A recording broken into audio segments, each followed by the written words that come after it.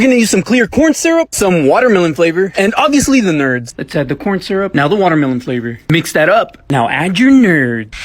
You can really add any tiny candy you like. Now fill up your bottle. This is gonna be a little hard. It took a while, but now let's freeze it. Okay, I froze it for 5 hours.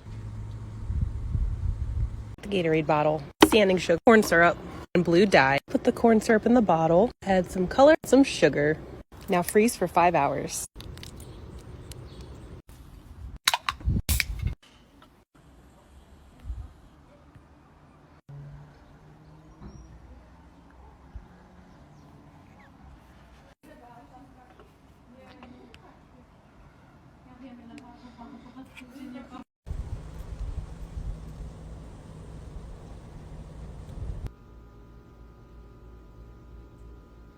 The empty bottle, corn syrup, nerds, Kool-Aid for extra flavor, the syrup in a bottle, some Kool-Aid, and the nerds.